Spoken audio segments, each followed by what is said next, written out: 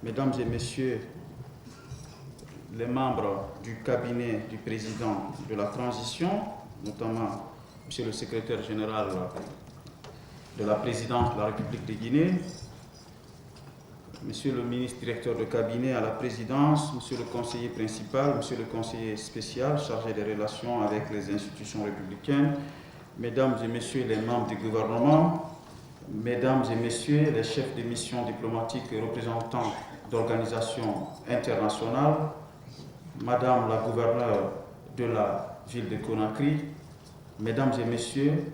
le chef d'état-major général des armées et les chefs d'état-major particuliers, les maires des 6 communes de Conakry, Mesdames et Messieurs les représentants des partis politiques, organisations de la société civile, centrales syndicales,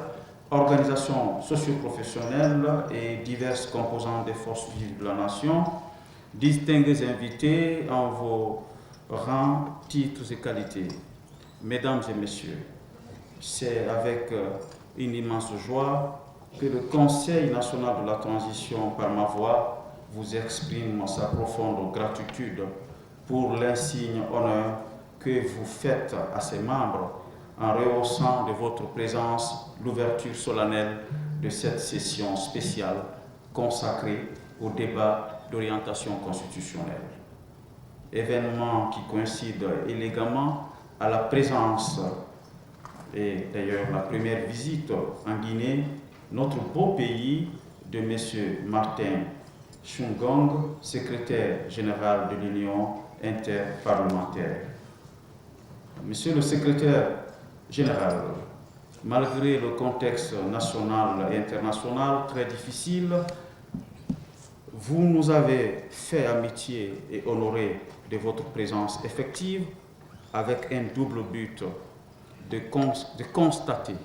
les progrès et construire un dialogue avec les autorités guinéennes dans le but de cheminer ensemble vers le retour à l'ordre constitutionnel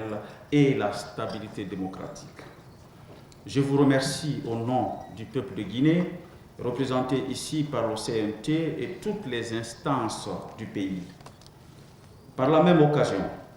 je m'en voudrais de ne pas remercier du fond du cœur le président en exercice de l'UIP, l'honorable Duarte Pacheco, pour la confiance et l'espoir qu'il manifeste à notre égard. La Guinée ne s'est pas sentie seule,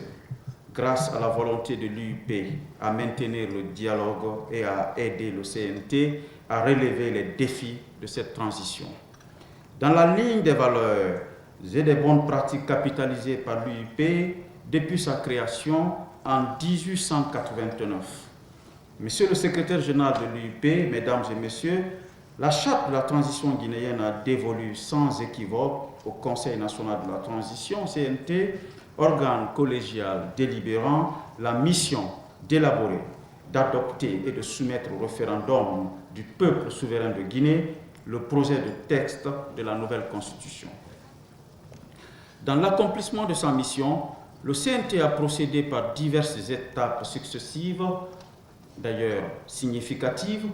dès le 27 février 2022, à travers le déploiement de ses membres sur toute l'étendue du territoire national, le CNT a expliqué aux populations ses missions consacrées à la refondation de l'État et à la rectification institutionnelle. Il s'agissait aussi de les écouter afin de recueillir leurs préoccupations, aspirations, attentes, observations et recommandations sur leur vécu quotidien, leur perception du passé immédiat et lointain et sur les nouvelles perspectives de la nation. Les conseillers nationaux ont ensuite entendu, les 14 et 15 juin 2022, les leaders religieux au cours d'un forum organisé à leur intention en vue d'un échange sur les fondations de la paix, de la cohésion sociale avec l'objectif d'une transition inclusive, capable d'alimenter la réconciliation et produire la convergence pour une nation plus unie et forte. Une autre étape aura consisté à la conduite d'une diplomatie parlementaire coopérative et formative dans le double but d'apprendre les meilleures pratiques d'autres pays et de profiter des fruits de la coopération et de l'assistance des partenaires techniques et financiers, afin d'asseoir une stratégie fécondée par diverses sources et expériences parlementaires. Le CNT a également suivi attentivement et d'ailleurs assidûment le déroulement d'autres événements importants de la vie nationale, notamment les assises nationales et le dialogue inclusif interguinéen, initié et conduit par le Premier ministre, les membres du gouvernement, la participation exemplaire de 3 facilitatrices nationales ainsi que les chefs religieux. Ces importants événements qui traduisent la volonté du chef de l'État, le président du CNRD, colonel Mamadi Doumbouya, tendent tous à poser des fondations solides d'un dialogue citoyen, inclusif et participatif et les conditions d'une véritable réconciliation nationale. Chacun de ces événements a fourni une bonne substance aux études et analyses effectuées par le CNT sur la matière et les diverses variantes par lesquelles il devra exécuter convenablement les missions qui lui sont assignées par la charte de la transition. L'étude du rapport issu du cadre de dialogue inclusif interguinéen a permis aux conseillers nationaux de s'approprier les conclusions des travaux accomplis du 25 novembre au 1er décembre 2022, consécutivement aux consultations réalisées par le Premier ministre du 6 octobre au 10 novembre 2022. Le CNT, à travers son bureau, œuvre à une lecture attentive de la situation politique et exploite toutes les opportunités de dialogue dans le but d'impliquer toutes les composantes des forces vives de la nation guinéenne dans la conduite de la mission d'élaboration du projet de la nouvelle constitution.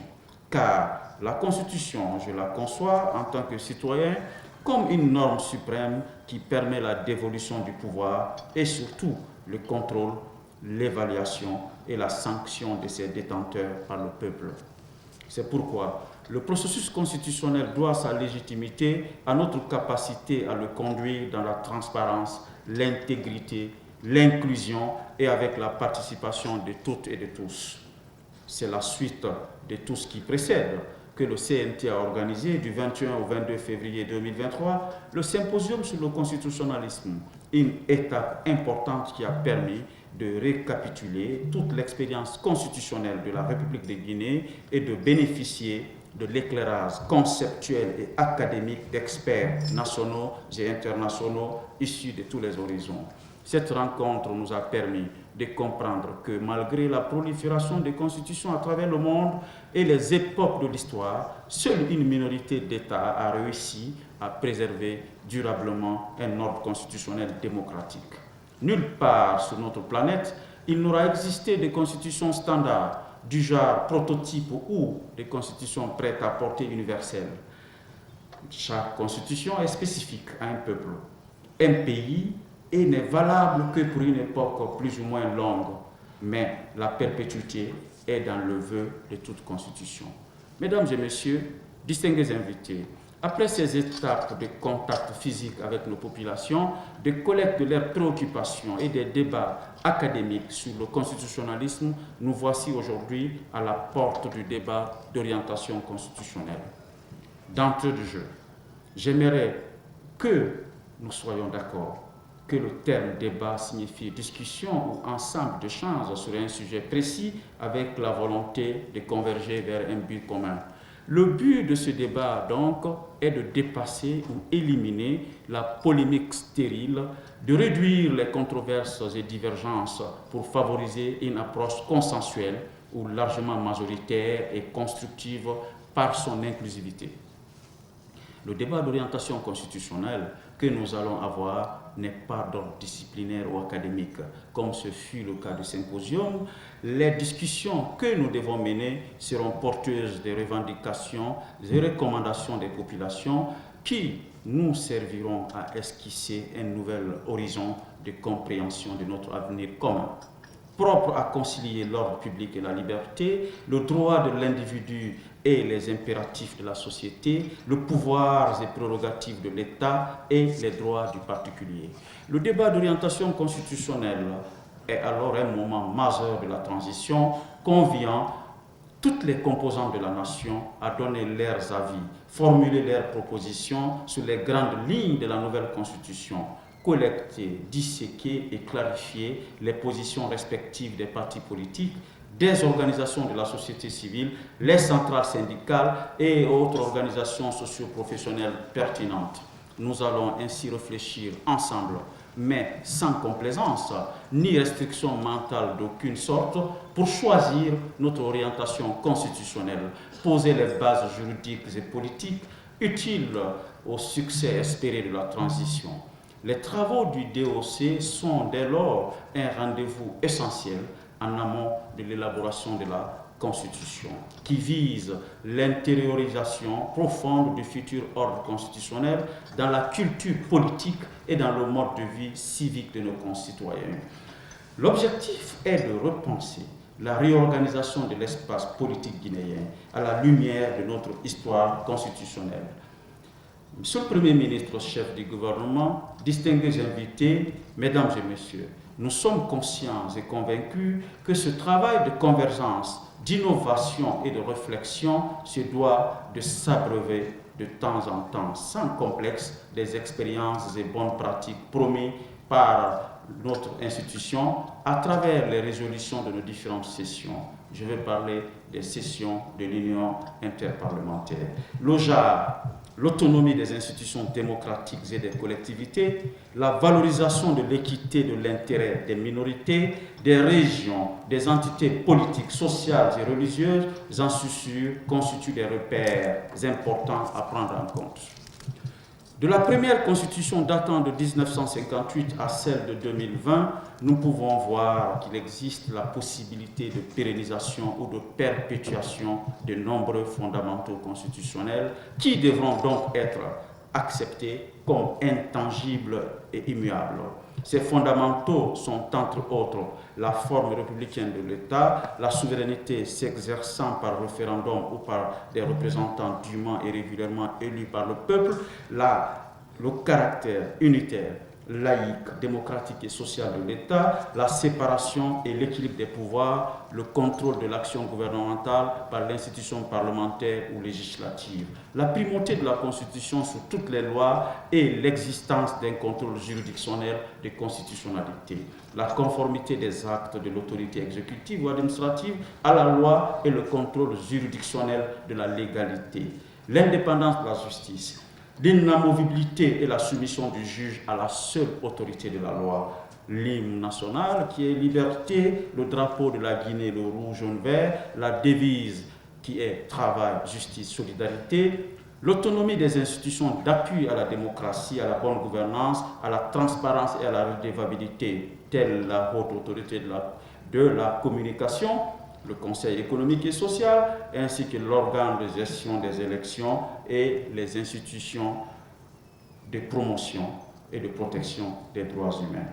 L'animation de la vie politique et l'éducation civique du citoyen qui sont assurées par des partis politiques et d'autres entités sociales, et la loi qui fixe la durée, les conditions de renouvellement et le nombre d'exercices des mandats, ainsi que la procédure et la périodicité des élections, la Constitution qui garantit l'alternance politique et règle les questions du genre, la forme du gouvernement, gouvernement du peuple, par le peuple et pour le peuple, la déconcentration et la décentralisation sont les modes de délégation et de transfert de pouvoir. Monsieur le Premier ministre, chef du gouvernement, Monsieur le Président des institutions, Mesdames et Messieurs les membres du CNRD, honorables conseillers nationaux, Mesdames et Messieurs distingués invités, nous devons, comme nous exhorter à l'ouverture du symposium sur le constitutionnalisme, le président de la transition, président du CNRD, chef de l'État, chef suprême des armées, son Excellence le colonel Mamadi Doumbouya, faire l'effort de co-construire, je cite, une constitution qui nous ressemble et qui nous rassemble. Fin de citation. Et poursuivant, notre constitution ne sera ni un plagiat, ni un composé de copier-coller. Nous en déduisons aisément que notre travail se doit d'être l'authentique expression de notre souveraineté. notre volonté de vivre en harmonie avec nos choix et nos valeurs propres et traduire toutes les nuances de l'originale personnalité de notre patrie sans oublier les relations avec le reste du monde. C'est à ce prix qu'elle pourra répondre à notre besoin de stabilité, de quiétude et de vivre ensemble pacifique et en même temps résister aux velléités des hommes vers des péripéties d'un changement dans le temps et dans l'espace, surtout quand ces modifications sont de nature ou d'envergure à ébranler ou annuler l'ensemble des acquis arrachés des hautes et périlleuses luttes par le peuple souverain de Guinée. Mais surtout, lorsqu'elles s'opèrent pour permettre d'assouvir des ambitions personnelles ou sectaires, le peuple de Guinée doit suivre ce processus de codification de ses aspirations et volontés, veiller sur sa constitution et ses lois et ne pas du tout sommeiller sous l'effet des charmes politiques et de l'empathie identitaire. Fin de citation. Vive la République de Guinée. Je vous remercie pour votre attention.